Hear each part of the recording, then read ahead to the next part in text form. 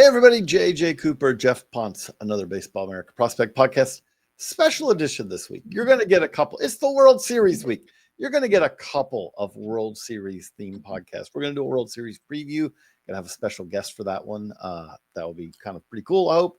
But today we are talking about the Dodgers and the Blue Jays and kind of asking the question, how did they get here? But we don't mean how did they get through the playoffs? We mean, how did they get here from the standpoint of how did they build these teams? We're going to talk some about Vladimir Guerrero Jr. as a prospect and Shohei Ohtani as a prospect and the Dodgers rotation and Trey Savage and things like that. We're going to kind of have a little bit of a retrospective look. And I say that, Geoff, I would say I'm guessing that your house was one of the louder ones during Game 7 because you do have a son who very much enjoyed the result. It seems like. Yes, my youngest son, who's the most into sports and particularly baseball, had a blast over the last 2 days.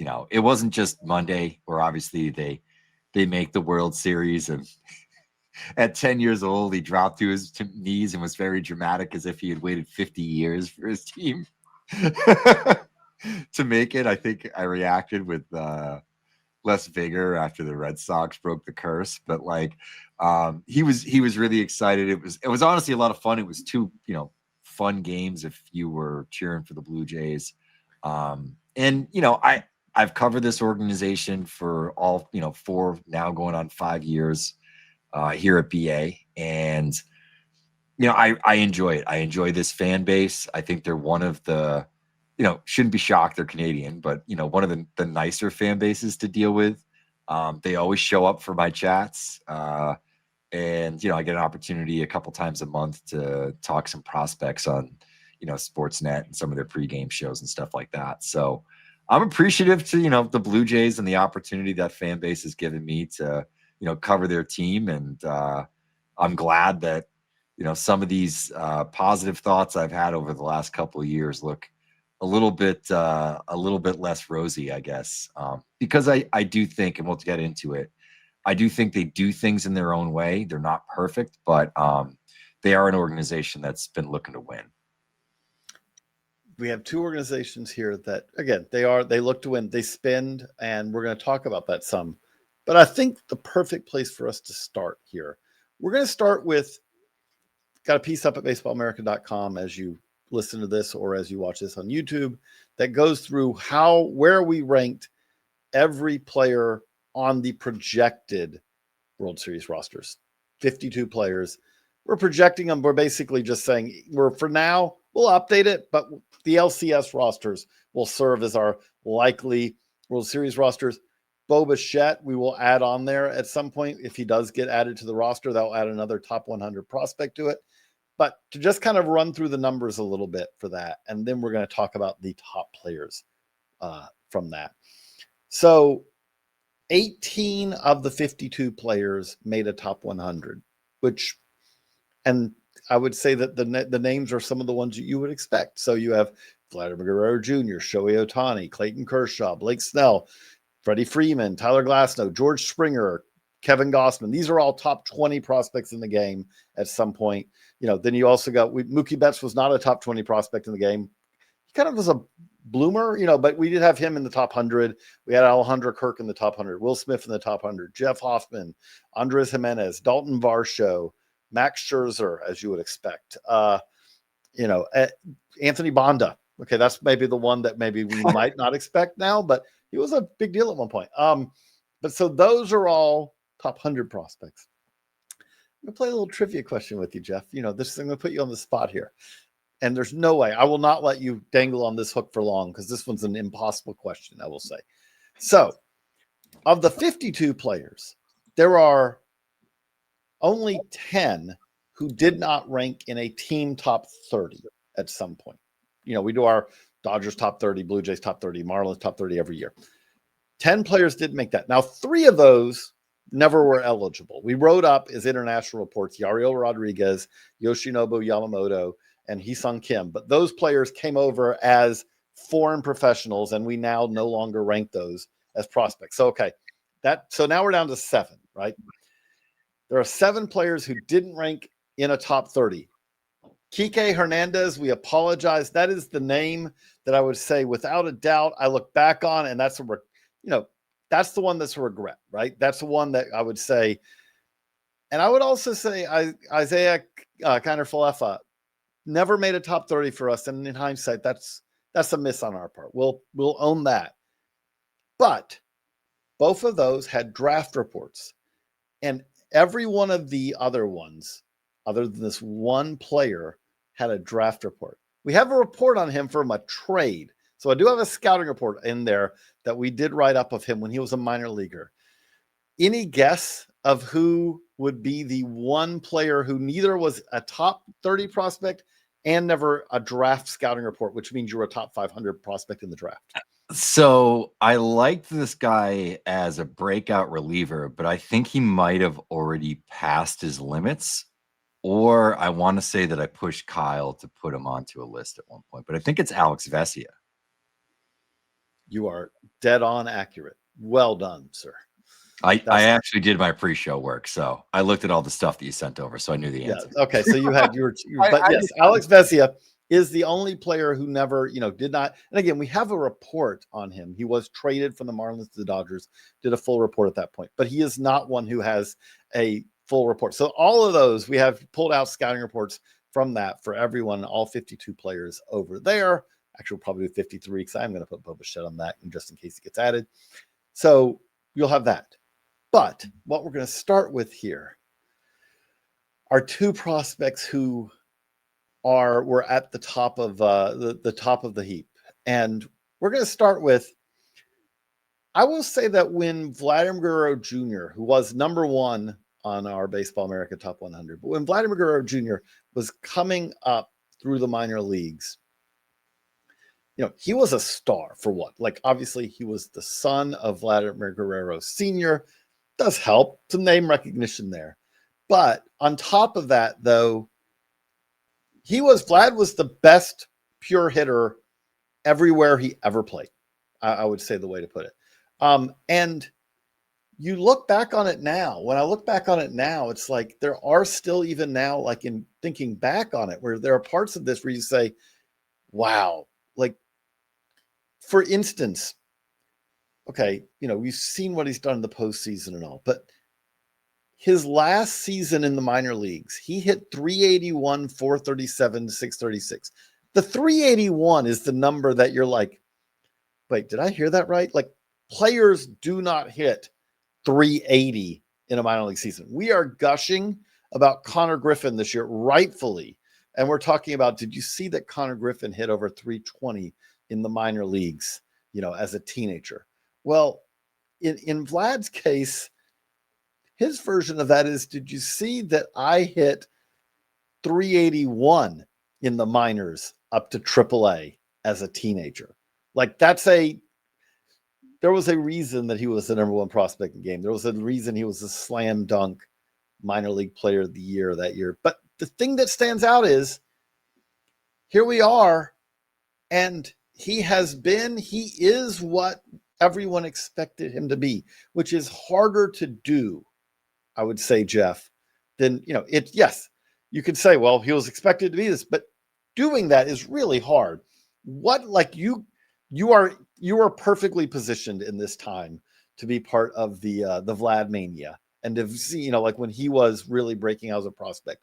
What do you remember? What kind of stands out to you from when Vladimir, by the way, and we have a piece up, little social media post about, do you remember who his manager was at AA? John Schneider.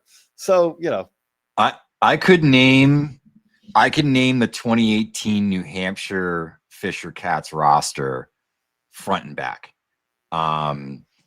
In fact, so this is kind of going back in, like, my story, my background. When I first really tried to make the jump right before I started Prospects Live. So like months before I started Prospects Live, I really tried to make the jump from writing about fantasy to writing about real life prospects. I was doing a podcast at the time for the website that I was at, with Lance Brosdowski of Marquee Sports. So Lance was trying to do the same thing that I was. We were kind of getting into it, and we were kind of gifted with all these prospects in our backyard, because not only was Vlad and Bo Bichette and some other players in New Hampshire, you had Brendan Rodgers in Hartford, who was a big deal at the time. So it was always worthwhile to go out to Hartford games if they were playing against New Hampshire and see those guys again.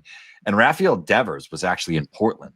So that Eastern League that year was really, really loaded with some big names. But I'll say, to this day, I don't think I've ever seen a batting practice, as in the minor leagues, at least, as good as Vlad Guerrero Jr.'s batting practice that year. I've never seen a hit tool that was as good.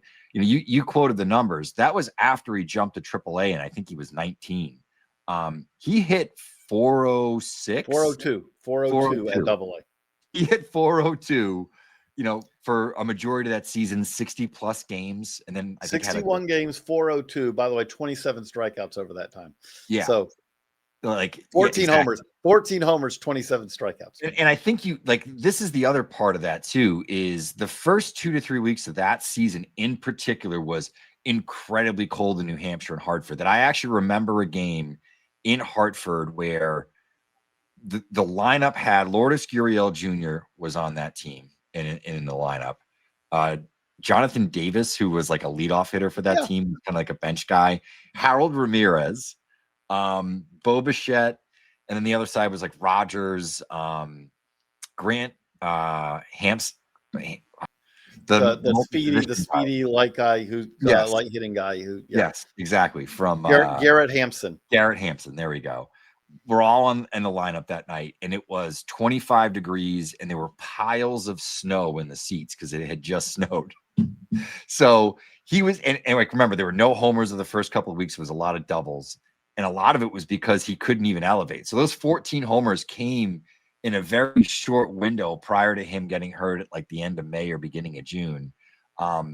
It was unbelievable, and it actually, as good as Bo Bichette was as a prospect, he paled in comparison to Vlad, who was, you know, a third baseman, kind of first baseman. You kind of knew he was going to end up there. This guy was a shortstop, super talented, hit tool, power, speed, you know, the whole nine, 5-tool kind of player. And Vlad's bat was just that good. And I'll say it's also probably the best combination of hit tool and power that I've ever seen, because he didn't even have angles. His angles have improved tremendously. He's a better version of the guy that he was then. But just when you look at a teenager, advanced hit tool, ability to hit any kind of pitch, rarely getting fooled, and just consistently doing damage, I think he's still sort of the 80 for me when I look at, you know, hitters. He will be the easiest 80 hit tool that'll play in the minors in my time in doing this. Let's take you through the Arena Club Slab Pack experience. This is part 2 because Todd Father last week pulled a card that he didn't love, yet he sold it back for actually more than what the slab pack cost. This time, pulls a card that he likes. Yeah, and this is the best part of it. Ronnie Mauricio, the Mets standout, you know, rookie sensation. He's been absolutely phenomenal. I like the itch of seeing what you're going to get. You know, I like prospects. I don't love them, but seeing this kind of card is actually absolutely beautiful thing. I know a couple people around town that would absolutely love that card. So there's going to be a lot of conversations going on here for Arena Club. And what you do is you have it in your digital showroom. If you want to hand it out locally, then cool. You ask Arena Club to send it to you, and they do, or you can sell it back like you see there. Instant offer for $193, but he's keeping it. And you can do what Todd Father does by going to arenaclub.com/foul and getting 20% off your first card purchase or your first slab pack purchase. Yeah, like, that's the easiest 80. I remember talking to a scout at that time who said, like, he was trying to map out all the ways it could go wrong. And he was like, look, it's a big body already. Like, he could get so big that, like, it affects his kind of torso rotation ability and all that. And he said, but that would only mean that he would just be one of the best hitters in the game. Like, he would still, like, that would not be enough to derail him. And it was like, I remember, like, people saying, like, you know, evaluators, scouts saying, if this guy doesn't hit, then I don't know what I'm doing, because this is the most clear, like, when you talk about his angles, that was one of the things though that made it kind of, he hit the ball extremely hard with a very level swing, which meant, and we see this even now, right? Like the play that Eugenio Suarez made, I think it was game 6. Like Suarez has a couple of rough plays in that game. I'm getting game 6 and game 7, but I think it was game 6. But there was also the play he made on a play. I think that Vlad hit that ball like 116 miles an hour. He had a ball last night, as we record this in game 7, the one to Randy Arozarena, that if you'd have told me that it had gone through Arozarena's glove, like broke it a la, the Natural or something, I'd have been like, yeah, that makes sense. He just hits the ball on a line as hard as about anybody we'll ever see. But it does, the thing that that is, as a fan of baseball and a fan of players excelling, the thing that just stands out is he has been like, just year after year, he has his great years, he has his good years. The bad years for Vlad Jr. are good years, and the great years are truly great years. And the thing that is also amazing about that is he's 26. Yeah, my wife had asked me that last night. She was like, "How old is he again?" And like, Vlad is like a god in my house. Like, Nolan's got posters and every baseball card and a Vlad jersey and Vlad autographs, and he met Vlad, at a game at Fenway, all this sort of thing. So like, it was kind of funny because she was like, "He's that young, huh?" And it's like, yeah, he's still only 26. I mean, the type of player he is, 10 more years of this wouldn't, I mean, maybe not at this level, but 10 no, more that's years. Not, I would say I would be disappointed if we, I will be disappointed if we don't get 10 very good years continuing. Like 36. That's not that is not unreasonable. And I'll say like he's better maintenance now over the last 2 years than he had ever been previously too. So it could be a maturity thing of like a young guy just starting to take, his body seriously, etc. So not that he's in fabulous shape, but I don't know if the Vlad of 3 or 4 years ago would have done stuff like on that pass ball the other night, stolen home, like that's the kind of stuff you're seeing from him. Even the play at first base is a little bit twitchier than it had been, a little smoother. So I think that bodes well. David Ortiz was kind of like that in terms of like some reverse projection of the body getting a little better with age. Now there were some synthetic elements to that probably, but so that's the Blue Jays, the guy he is what we thought he was. But then we're going to talk about on the Dodgers, the guy who's better than and anyone. And I can honestly say, I have been following Shohei Ohtani's career for well over 10 years at this point. I mean, again, I'm trying to think of the first time I heard his name, but it was like when he was in high school. So as we get back from this break, we are going to talk about the guy who has exceeded every expectation possible. And if anyone tells you, "Oh yeah, I saw this coming," like I don't believe you. I'm sorry, don't believe you. We'll talk about that right after this quick break. So Geoff, Shohei Ohtani is a one of one in so many ways. If you are new to baseball, you may not even remember. Like this was a guy who absolutely could have come over to the U.S. straight out of high school and had been a star and had been like a huge signing. But he wanted, in part, he stayed in Japan because he wanted to be a two-way player. And he knew he actually had the leverage to have a chance to be a two-way player in Japan. And he did it. And then he comes over to the U.S. and basically, by the way, if you don't remember, comes over to the U.S. after the collective bargaining agreement had just been modified to essentially keep him from coming over. I don't know another way to put it. Like I called it at the time the Shohei Ohtani rule because they changed the age at which you could come over as a foreign professional from overseas to the U.S. and it went from 23 to 25. And considering that Shohei Ohtani was, I believe, 23 at that time, that should have been like, wait 2 years now. You have to wait 2 years because then you can come over, you can be posted, you can sign for $150, $250 million. And Shohei Ohtani, who is one of one, said, nah, I'll just come over now. I want to play in the US, which again, if you do remember, set off the strangest bidding war that we'll ever see, because we saw, we see this again. We've seen this now with Roki Sasaki in a smaller version of this. But with Shohei Ohtani, it was a case where all teams had a chance. All teams, you had teams. The Twins were trying to gather, bonus pool money to make a better offer. You had, obviously, every team in baseball wanted Shohei Ohtani at that time, and he chooses the Angels.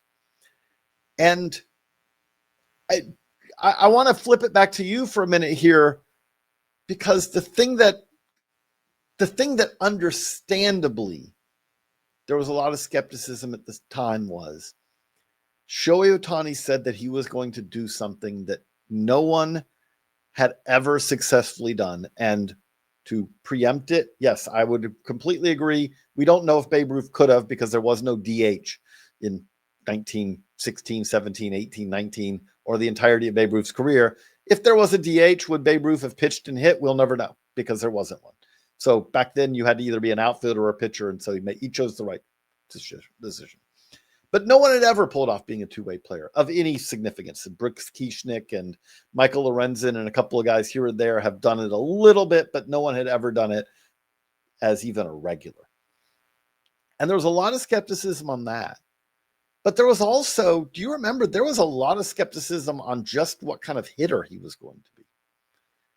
And it is crazy that here we sit here now 7 years removed from that, because that was 2018. And hitting is actually, like, as great a pitcher as he is, I would say, one of the, when he's healthy, one of the 15 best pitchers in the world. I think that's fair. Maybe 10. But no one would say, okay, if you just, all you could get is Shohei Ohtani pitching, do you want Paul Skeens or do you want Shohei Ohtani? Do you want Terry Skubal or do you want Shohei Ohtani? I'd take those guys. As a hitter, okay, there's Aaron Judge and then there's him. That's kind of the list, isn't it? So, yeah. What do you think? Like, how surprised have you been by just how impressive a hitter he's become? I think it's the hitting side where, I knew he was fast. I knew there was a lot of power. I had some questions on the hit tool. And I think early, like, those were probably justified. There were some adjustments that he made, once he sort of came over and was with the Angels early.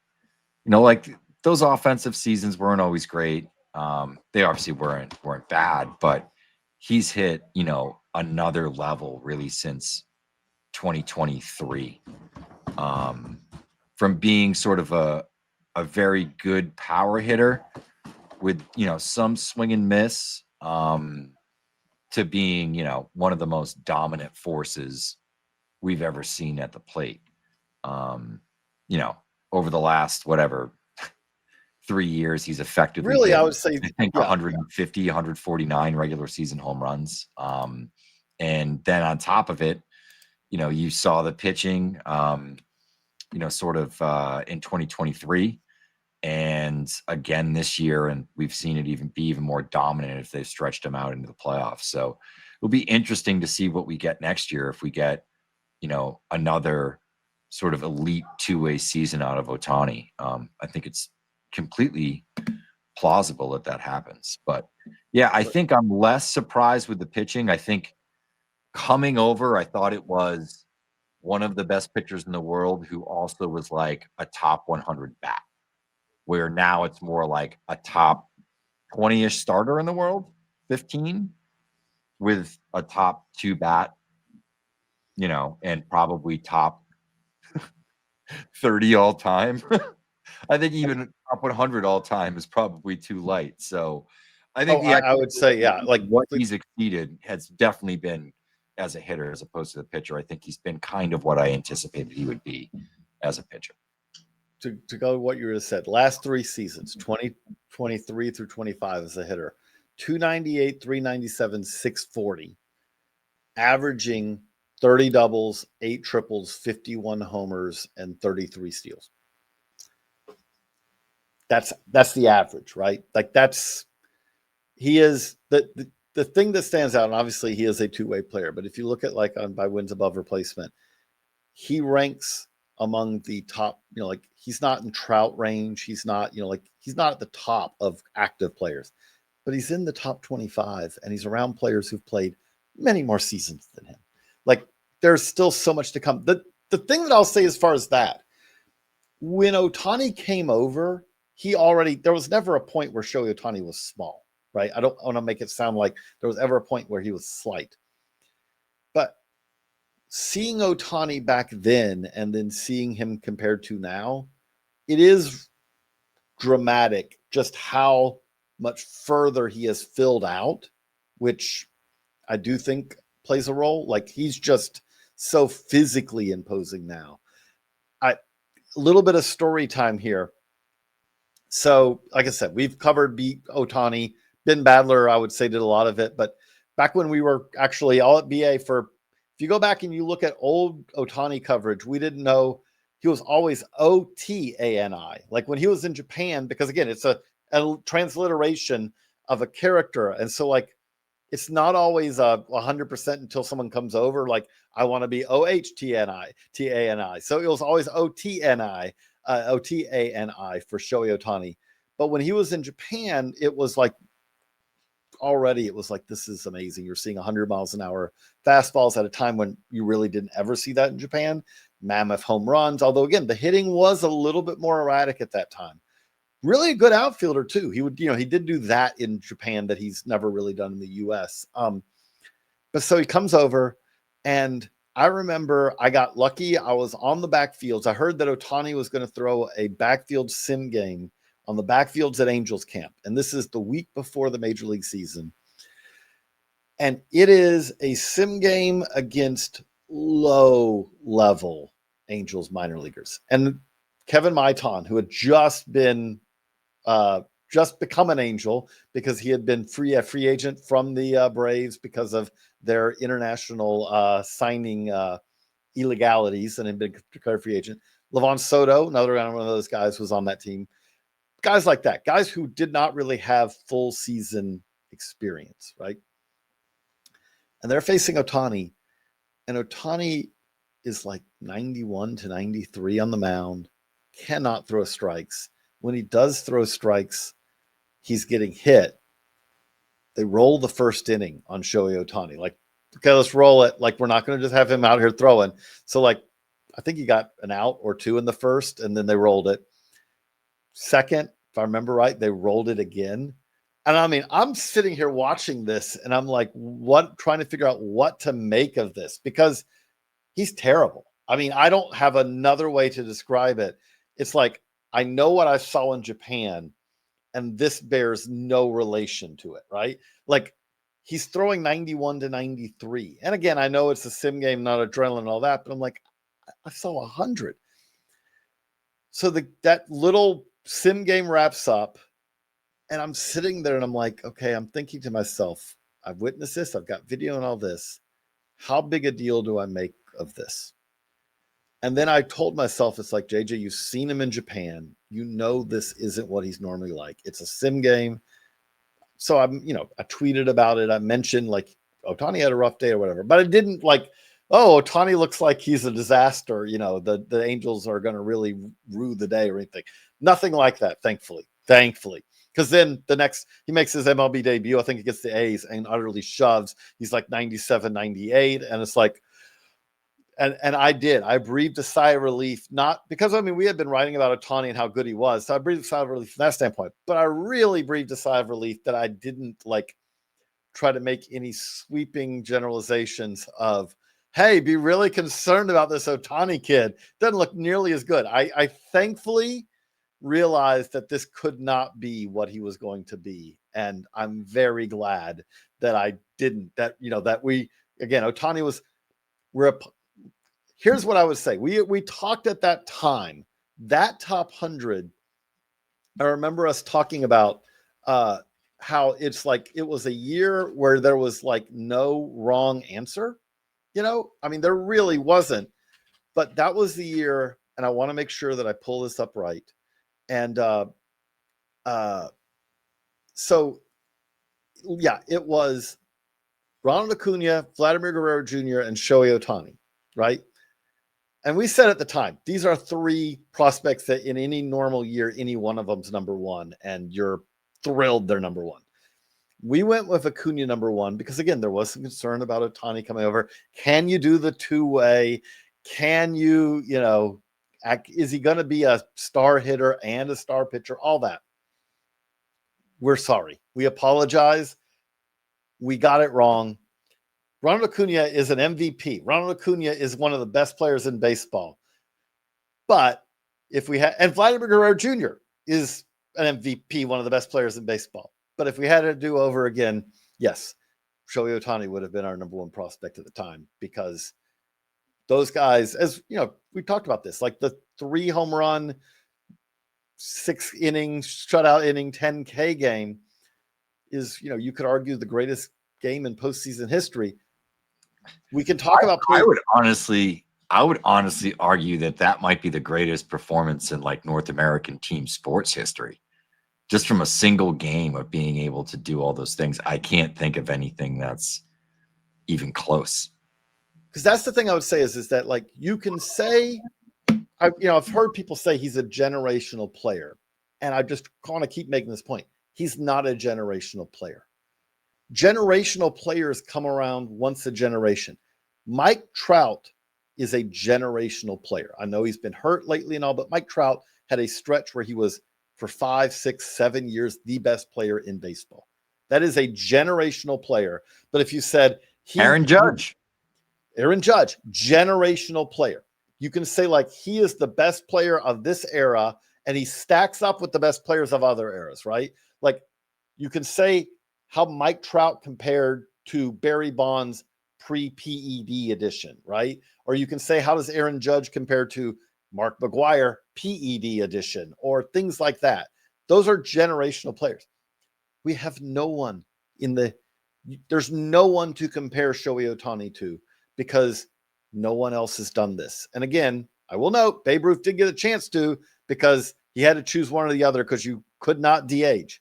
But Shohei Ohtani has now done the hitting at an elite level for numerous years, and he's done pitching at an elite level, I would say, for 3.5 years, almost 3 years, let's say. And we're seeing it right here in the postseason. It's remarkable. And I mean, as great as there are so many great players, Shohei Ohtani is the one who, I think that when I'm, old and more decrepit than I am now, I will look back on and say, I got to see him play in person. I'm proud of that. I'm excited about that I did on multiple occasions. I saw him play before he ever made his major league debut. I watched him in Japan, video and all that, before he ever came to the US. All those things, it's like, he's the player that I'm going to think back on and go, gather around, grandkids, and let Pap tell you a story about the player he got to see. That's the player that I'm going to talk about, because he's that special. Yeah, I think it's like once in a lifetime kind of a player, right? Which goes beyond generational. Like, you'll see multiple generational players throughout your life. Where this is the kind of player where I don't know if there's ever been anybody, even Babe Ruth, because like you go back 100 and something years, it's really hard for me. It's hard to compare eras 50 years split, let alone 120. So that's a whole other conversation. But yeah, I think, I've been fortunate enough to see him play in person. I didn't see him in person before he came over. I didn't see him in spring training. I wasn't doing this full time at that point, but I did get to see one of his highlight moments prior to winning a World Series last year. With winning You the saw one of the great WBC. moments in baseball. Yeah, where, I saw him hit, I saw him take BP, saw him, win the WBC and obviously strike out Mike Trout. And then I got to ask the first question in the press conference actually after. So that was kind of a cool little footnote, and stood next to him. And I will tell you, you talked about the, added muscle and mass on Ohtani. He's listed at 210 pounds. There is no chance he weighs anything less than like 235, 240. He is humongous. I mean, he's every bit as big as every NFL QB, linebacker that I've been around. He's taller and he's just as muscular and broad. I mean, he is a massive, massive human being. And then obviously an elite athlete on top of that. Exceptional athlete. That's the other. I mean, again, the other part of it is this. The one thing I am a little disappointed that we haven't gotten to see in the U.S., and I get it, I really do, but he could play an absolutely. Again, he's now 30. It's not like the same as when he was 22, but like we see it on the base pass. If you put him in the outfield, like you are talking about a rangy outfielder who, by the way, has a 9 arm. So like when you talk about a prototypical right fielder, Shohei Ohtani is the prototype. We just don't get to see it because he's too good as a pitcher to not, and that's the perfect segue then into the next thing we want to talk about here. When we talk about how these teams are built, I'll kind of ask you the question. Again, might work on this as a story for later in the week, but if you want to caveat that this is not the Braves rotation where you could count on Greg Maddux and Tom Glavine and John Smoltz and take your pick of Steve Avery or Denny Nagel or whatever. You had 4 guys, usually Charlie Lee Brandt. You had 4 or 5 guys who could be counted on for 200 plus innings. This is not that rotation. No, not close.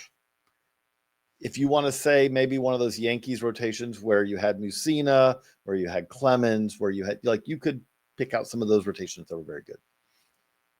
But if you ask me, if you said a rotation built for the postseason in the, let's call it the modern era by this standard, like if you want to say Koufax, if you can absolutely go to the 63 World Series where you had 63 World Series, Dodgers, Yankees, Dodgers facing a Yankees team that had Mantle and Maris and Berra and Hall of Famers all over it.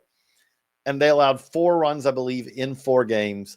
Not only that, their starters pitched all but 2/3 of an inning of those 4 games because Koufax had 2 starts, Drysdale 1, and Padres 1, and they all dominated. Padres actually left after 8 1/3, so that did give Ron Peranowski a chance to throw 2/3 of an inning of relief.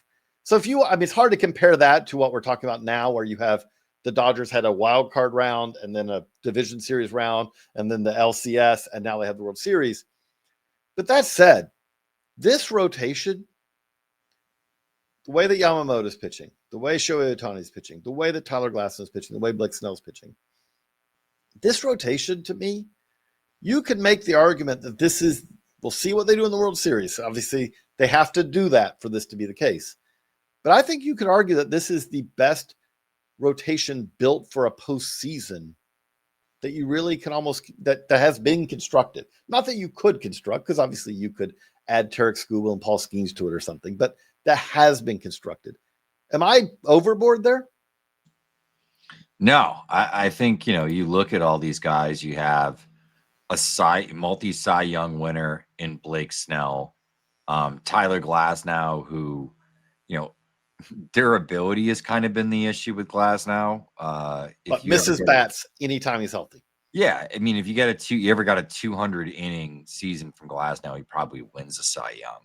You have Shohei Ohtani, who we've discussed ad nauseum at this point, and then Yamamoto, who, frankly, for my money, is a top 5 pitcher in the big leagues. He's the definition of an ace. Yeah, I think he's like kind of the ace of the staff, but the funny thing is you could say that about any of these guys. Like, he's been worth another big contract that the Dodgers shelled out. It was the biggest free agent contract for a pitcher in history. He had not thrown a single pitch stateside yet at that point. and he's been worth every penny this far. Tremendous season, and he's still 27 years old. As long as he stays healthy, he's somebody who's going to anchor this rotation for the better part of probably the next decade. So, I think you look at all of these guys, and even Yamamoto, who maybe has less stripes over here or whatever, is coming off an absolutely, phenomenal 5-WAR season at 27 years old. So, and I actually think it was his age 26 season because he turned 27 in August. So a lot of years left with that guy. And I think, is as good as any pitcher in the game. And he can show you so many different looks. I think we kind of knew that when he came over, where there was velocity, kind of enough release traits and fastball traits and command, and then tons of feel for spin, and quality off-speed stuff as well. So it's kind of like the total package when it comes to the pitch mix, between the curveball, the slider, as a sinker, cutter, splitter. It's like you kind of have 6 different pitch shapes coming at you. I would almost say it's probably the closest thing we've seen to Yu Darvish since Yu Darvish came over. And I even think that includes domestic players too. Just a deep arsenal and a lot of different traits. And so I want to talk about, like you said about Glasnow, that if he ever throws 200 innings, he will say, yeah. Well, Blake Snell is the definition of that. Blake Snell has qualified for the ERA title twice, and he's won 2 Cy Youngs. So, like, literally any season that Blake Snell is healthy enough to throw 165 innings, he wins the Cy Young. But when I say the perfect postseason rotation, I think that's kind of part of this, right? Like, we wrote about this today, or yesterday when you can get this, about the decline of the number 4 starter. And one of the things I would say with that is like, I think that whether by design or providence, the Dodgers, I think it's good in their ways that Tyler Glasnow missed time, and then I don't think they rushed any of these guys back. Yamamoto obviously took his turn all year. But the Dodgers won 106 games a few years ago. They've checked that box. They didn't even win the division that year. They checked that box, and it did them no good, right? It didn't make them any better.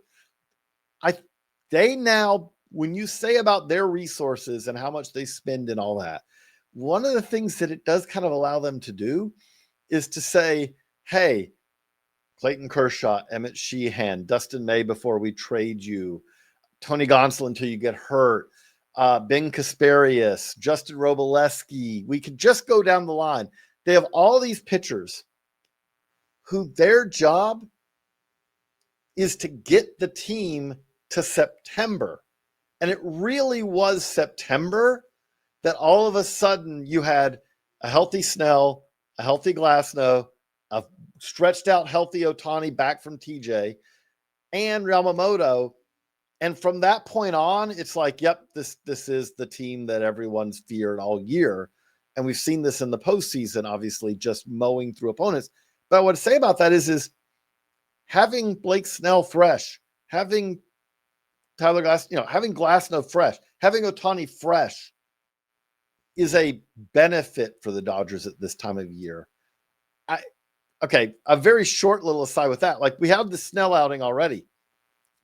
If Snell has another outing like that in the World Series, normally there is a limit where I would say do not, you got to pull the pitcher. You can't let a guy throw 130, 140 pitches in a game, even if he's, got a perfect game or whatever. Blake Snell in the World Series is the exception I would have to that, which is like, he has this fascinating career. Like we said, he has 2 Cy Youngs, but he also is the guy who I would say right now, even as good as his career's been, and it's been a great career, I think it's kind of known more for the fact that he has 1,158 innings in 10 seasons. The fact that he's 81-62, and I know wins don't matter that much, but 81-62 with a 3.15 ERA, 10 seasons into his MLB career. I would love to see him have a chance to take a no-hitter, a complete game no-hitter in the World Series or something like that. He almost had one of those, obviously in the LCS, just because it would change his career trajectory in some ways. Because as great as he is with 2 Cy Youngs, I think he gets remembered for he's the guy who nibbles, who doesn't throw that many innings, and never seems to qualify for ERA titles. He fits this, Glasnow fits this, but these guys are doing it in the postseason. The stat that also jumps out, these 4 starters threw less than 50% of the Dodgers' starting pitching innings in the regular season. In the postseason so far, they're throwing almost 80% of their total innings. It's okay. That kind of drives us to the next point, which is, but you're seeing with the Blue Jays, this Blue Jays rotation that we have now is not the Blue Jays rotation that we saw in April, May, or June either. And again, it's not just Trey Savage, but it does stand out like that Trey Savage is an example of how, what I would say is to kind of tee you off on this, how the Blue Jays processes have improved. Yeah, and I think things are just very deliberate. There were changes made at the top over the last couple of years in terms of their hitting development as well as their pitching development. They put a ton of money in the last few years into that facility in Dunedin, really redid the whole player development system. Everything is brand new, top notch. I mean, I try to hit as many games as I possibly can there, not just because I cover the Blue Jays, but because it's covered. They have plugs outside at the backfields. And it's just sort of, they've spared no expense. And I think that's one of the reasons they've been able to compete with the big free agents that they have. But they've also invested in pitching development pretty heavily. They brought in Justin Lear. They have Ricky Meinhold, who had been with the Mets and some other places before that. Ricky's job was kind of just to look at the processes that they had and make some suggestions. Justin kind of, turned on the turbo boosters in terms of, applying a different perspective and a different philosophy. And a lot of it was about like intended targeting and that sort of thing with pitching, trying to zone stuff. A lot of it was around command and control and trying to throw your best stuff in the zone. And I think we saw pitchers throughout their system take massive steps forward in terms of that strike throwing, etc. I also think they were really strategic about how they deployed Savage. Starting the season in Dunedin, you're in good weather, etc. As things start to heat up, and he proves himself to be dominating low A. He then gets boosted up to Vancouver. He's there for a handful of starts. They were kind of running him in tandem piggyback with Gage Stanifer, another arm that broke out big for them this year. Once he got promoted, Savage, to New Hampshire, then all of a sudden Stanifer had kind of the training wheels off, and he was starting games in place of Savage. Savage goes to Double-A, pitches well, Triple-A. They bring him up to the big leagues. He gets 2 or 3 starts, and now is pitched in the playoffs and pitched pretty well. But they kept some innings open for him. I think the other thing that they did was when they drafted this guy, they liked the stuff. They were less concerned about some of the injury stuff than other people did. And they really were impressed by how he competed, how he handled innings, wanted the ball, went deep into all of his starts. And, in a lot of games where ECU was facing higher ranked teams, they came away with a victory, or at least, when he came out of that game, had a puncher's chance at a W. So I think you sort of look at that. He had those intangibles of a rotation guy right from the jump, regardless of some of the questions around, the unusual mechanics and the way over the top arm slot. And then some of the medicals and stuff around shoulders and elbows that were kind of whispered behind the scenes, in draft circles with other teams. So, good on them. And I think even beyond that, last year, they nailed the Cal Steven pick. They're then able to go out and acquire Justin Bieber. He was another guy that came through that Blue Jays development. Shane Bieber. I said Justin? You said Justin. Wow. Shane Bieber. It's been a long week. I mean, we're staying up at night watching games.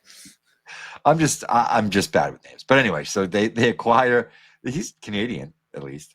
They acquire Shane Bieber, in the Cal Steven trade. And then the 3rd round pick that they had when they went 1, 2, 3 with pitchers was Johnny King, who's a borderline top 100 prospect. And, of the young pitching prospects, at least in my systems, I've been getting some of the loudest feedback on him from outside evaluators. So Overall, they did really, really well in terms of pitching throughout the system. And I think that there's a philosophy, there's certainly relievers here. Fisher was another great pickup. They're going after different types of players in the draft and in free agency and on the trade market. And I think a lot of that has to do with some synergy now between, player development and acquisitions and just how they communicate.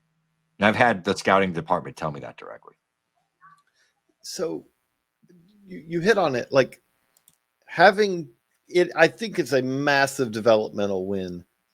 Not that just to develop Trey Savage. Trey Savage is first round pick. It's not like, I don't want to make it sound like, there are developmental wins where you're like, that guy was, an 8th round pick and 2 years later is in the big leagues and all that. Trey Savage is first round pick. He was an elite prospect coming into the draft. But to have him develop the way he has, where, as you said, he was ready to make this impact all through October, right? Like, that's the part that is not easy. That's the part that a lot of teams have 100% screwed up over the years, where, to just point out the biggest screw up of all screw ups on this, like the Steven Strasburg year, we're like, yeah, we're making the postseason, but we've run out of innings for our best pitcher. Oops, we want to protect him. I don't know how, again, I don't know if that did or not, but I will tell you this. Developmentally, that was a loss. Developmentally, when you say we're a team that has an ace, but the ace ran out of innings because we didn't figure out a way to get him to October, is not a way to do it. It's just not.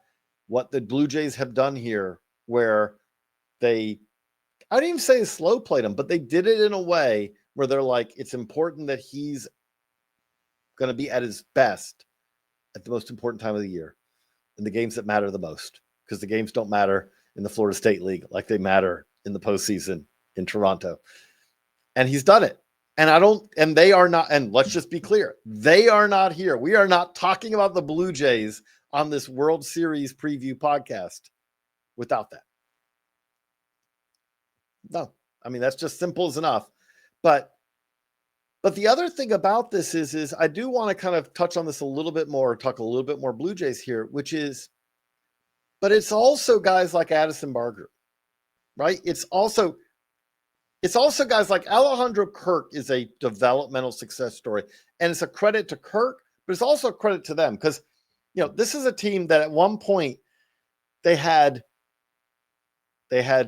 Kirk, they had Danny Jansen, and they had Gabriel Moreno. And I will tell you right now, it was a somewhat unconventional decision at that time to say Gabriel Moreno, who is the embodiment of what your young, going to be a face of the franchise, long-term durable catcher looks like. Gabriel Moreno looks like that. To say, no, we believe in Kirk, who, as we all can say, like, who's a really good catcher, but body-wise, like, when he was coming up, he looked like this. He looked like the guy where you're like, catcher? Is that guy going to be able to stay at catcher? And he has, and he's very good at it, and he can hit. He's been an incredibly valuable part of their team.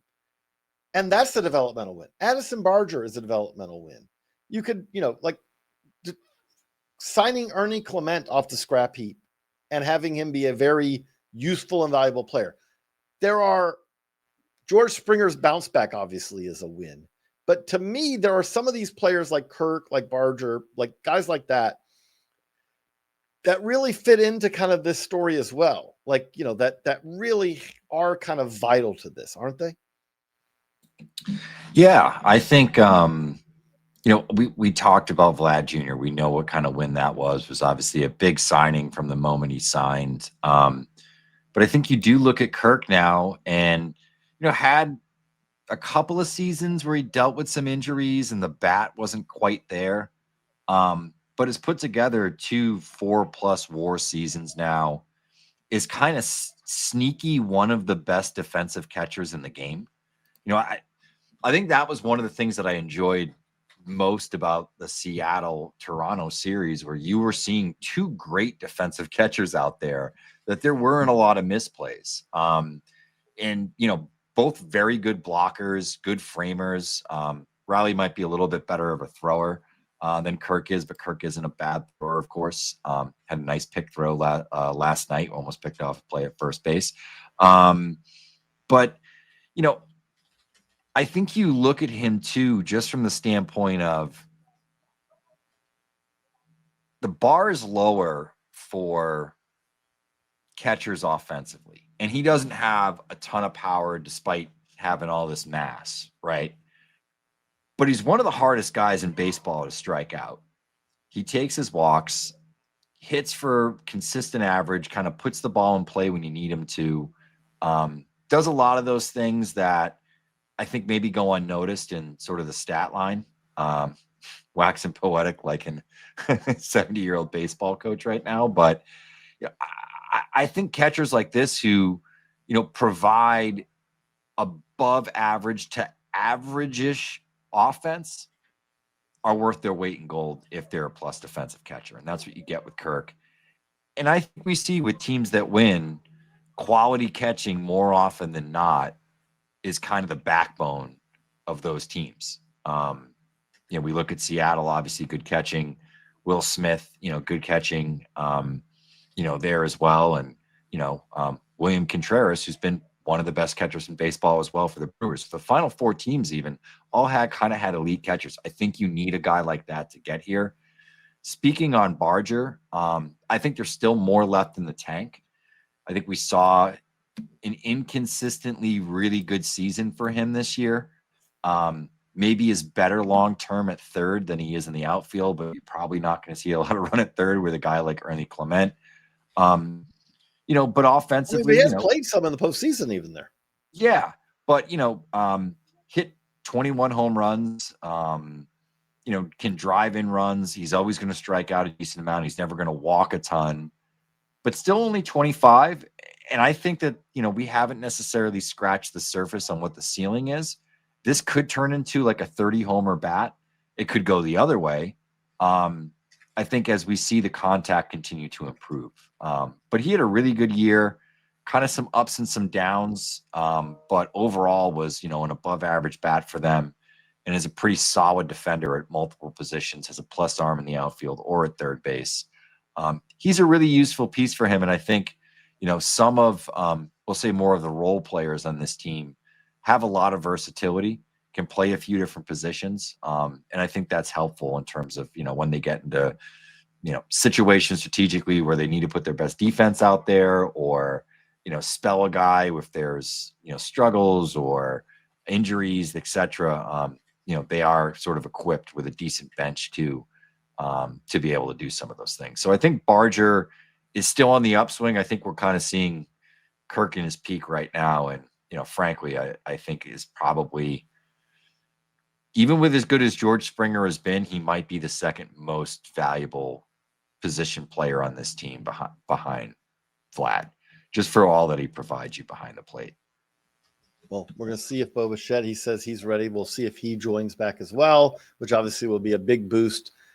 Okay, we'll end this. I'm going to do another prediction, but any thoughts you have on what you think is going to happen in the World Series? All right, so I'm going to stick, I had picked, I think, the Dodgers to win the World Series before the year, but I'm going to go against that. I'm going to say the Blue Jays shock the world in 7 games. We get a great classic series and they end up winning. I think there is this. I would not listen to this as betting advice, though. I would not listen to this as betting advice, but I do think if the scenario where the Blue Jays win, is they're the first team that can get to the Dodgers starting pitching, because everybody 1 through 9 provides really good at bats. There's a lot of guys that can hit for contact. They aren't fooled by breaking balls.